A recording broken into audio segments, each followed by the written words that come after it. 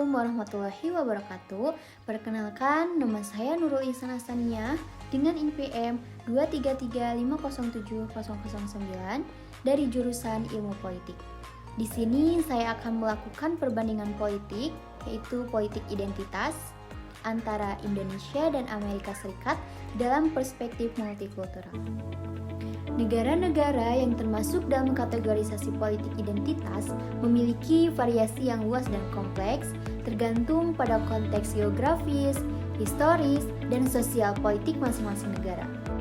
Sederhananya, politik identitas bisa dimaknai sebagai cara berpolitik yang mengutamakan kepentingan kelompoknya, yang didasari oleh kesamaan identitas seperti agama, gender, budaya, dan lain-lain. Nah, fakta sosiologis dan politis Indonesia yang beragam banyak dijadikan jualan politik oleh elit tertentu demi meraih kepentingan yang sifatnya jangka pendek. Politik identitas ini jelas bertentangan dengan Pancasila, khususnya sila ketiga.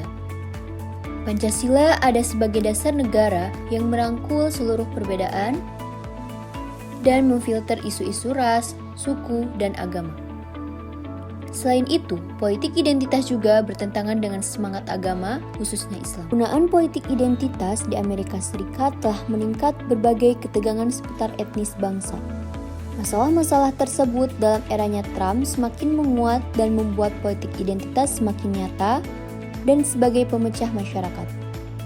Dilansir dari FOA 2019, Roberto Marquez membuat tulisan pada bendera AS sebagai bagian aksi United States of Migrants yang menentang perlakuan tak manusiawi kepada para migran di tembok perbatasan di El Paso, Texas. Dilansir dari BBC News 2017, berdasarkan studi yang dilakukan oleh Pew Research Center, hampir setengah dari warga muslim di AS mengalami diskriminasi, 3/4-nya mengatakan terdapat banyak diskriminasi, sedangkan 74% lainnya menyebutkan Donald Trump tidak bersahabat. Politik identitas yang digunakan Donald Trump, peneliti menilai bahwasannya Trump sangat ekstrim menggunakan isu agama dan juga tentang etnis sehingga memunculkan pola intoleransi terhadap kaum-kaum tertentu di Amerika Serikat.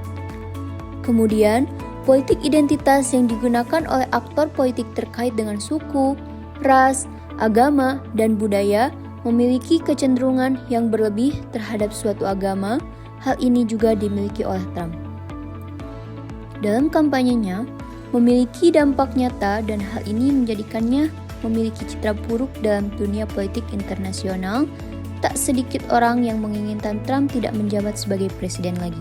Dalam kampanye pemilihan presiden tahun 2020, selain Trump, calon presiden Joe Biden juga melakukan politik identitas dalam masa kampanyenya. Menurut jurnal dengan judul Politik Identitas dan Gerakan Black Lives Matter dalam kampanye politik Joe Biden Kamala Harris pada pemilu Amerika Serikat tahun 2020, pandemi MF Dunningham 2022. Hasil penelitian menunjukkan bahwa Joe Biden dan Kamala Harris membuat citra mereka dengan memanfaatkan kampanye politik identitas untuk menarik dukungan dan simpati dari masyarakat AS. Biden dan Harris mengidentifikasi dirinya sebagai pemimpin multikultural. Mereka membuat kebijakan yang adil terhadap warganya yang kulit hitam maupun kelompok marginal lainnya. Politik identitas yang dilakukan oleh Joe Biden mencakup beberapa aspek kunci. Yang pertama yaitu kebijakan inklusif. Biden mendorong kebijakan yang mendukung kelompok minoritas, termasuk pengesahan undang-undang hak suara dan reformasi imigrasi yang lebih manusiawi.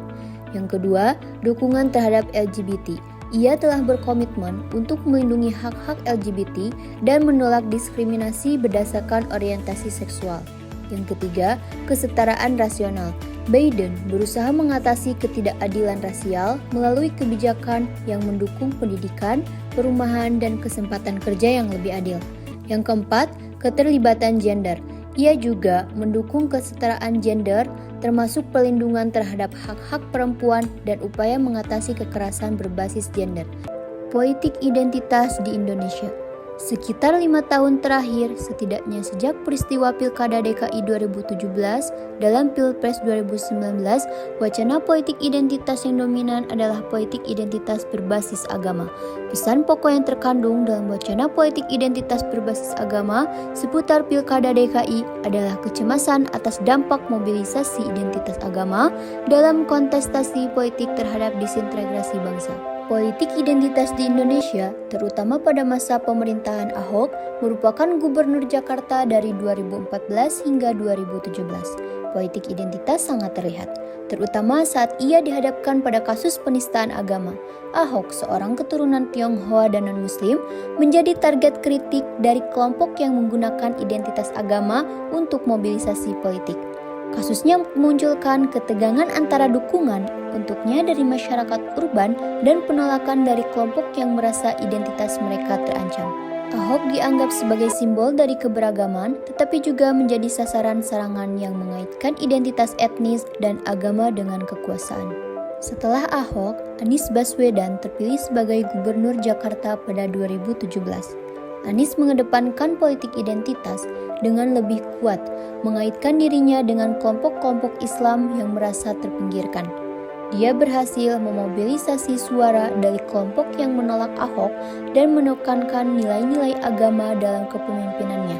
Anies sering dipandang sebagai figur yang lebih dekat dengan sentimen Islam konservatif yang berpengaruh pada kebijakan dan pendekatan politiknya. Dapat disimpulkan, perbedaan pendekatan antara Ahok dan Anies dalam konteks politik identitas menunjukkan bagaimana identitas etnis dan agama bisa digunakan untuk membangun atau meruntuhkan dukungan politik.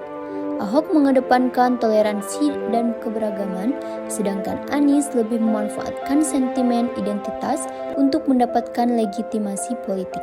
Ini mencerminkan dinamika yang lebih luas dalam masyarakat Indonesia yang masih bergulat dengan isu-isu identitas.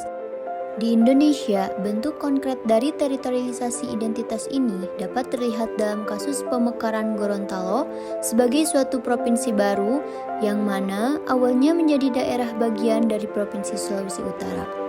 Beberapa sumber dan bentuk konflik muncul seperti kesenjangan ekonomi, dominasi politik, serta memunculkan politik identitas. Soal identitas ini kemudian menimbulkan perbedaan persepsi secara signifikan terhadap kedua kelompok etnis, yakni etnis Gorontalo dan etnis Minahasa. Pendekatan yang saya ambil yaitu pendekatan historis, di mana pendekatan historis terhadap politik identitas di Indonesia dan Amerika Serikat memberikan wawasan tentang bagaimana sejarah membentuk dinamika identitas saat ini. Yang saya akan bahas yang pertama yaitu Amerika Serikat, perbudakan dan diskriminasi. Sejarah perbudakan, Afrika-Amerika, dan segregasi rasial menciptakan ketegangan yang mendalam. Gerakan hak sipil pada 1960-an menjadi tonggak penting dalam memperjuangkan hak-hak sipil dan pengakuan identitas. Yang kedua yaitu imigrasi. Gelombang imigrasi dari berbagai negara menambah keragaman identitas.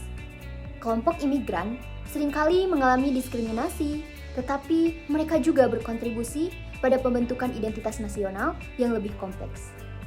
Yang ketiga yaitu gerakan sosial. Sejarah gerakan feminisme dan gerakan hak LGBT menunjukkan bagaimana kelompok identitas berjuang untuk pengakuan dan hak menciptakan kesadaran akan isu-isu identitas. Indonesia. Yang pertama, kolonialisme Belanda. Pengalaman kolonial membentuk identitas nasional dan etnis. Penekanan terhadap identitas lokal dan perlawanan terhadap kolonialisme menjadi bagian penting dari sejarah perjuangan. Yang kedua, proklamasi kemerdekaan. Setelah kemerdekaan pada 1945, pembentukan identitas nasional Indonesia diupayakan melalui Pancasila yang mengedepankan kebinekaan dan persatuan. Yang ketiga, yaitu Reformasi 1998. Peristiwa ini membuka ruang bagi pengakuan hak-hak kelompok minoritas, memperkuat gerakan identitas yang menuntut keadilan sosial dan perlindungan budaya. Di sini saya akan menjelaskan perbandingan antara Indonesia dan Amerika Serikat. Yang pertama yaitu pengaruh sejarahnya. Kedua negara memiliki pengalaman sejarah yang membentuk identitas, tetapi Amerika Serikat lebih fokus pada isu rasial, sementara Indonesia lebih pada keragaman etnis dan budaya. Yang kedua yaitu reaksi terhadap ketidakadilan. Di Amerika Serikat, reaksi terhadap ketidakadilan rasial menciptakan gerakan nasional yang kuat. Di Indonesia, gerakan identitas seringkali bersifat lokal dan regional, dengan fokus pada pengakuan dan pelindungan budaya. Yang ketiga yaitu kebijakan dan hukum. Amerika Serikat memiliki kerangka hukum yang lebih mapan untuk perlindungan hak asasi manusia, sedangkan di Indonesia terus berupaya membangun kebijakan yang mendukung kebinekaan.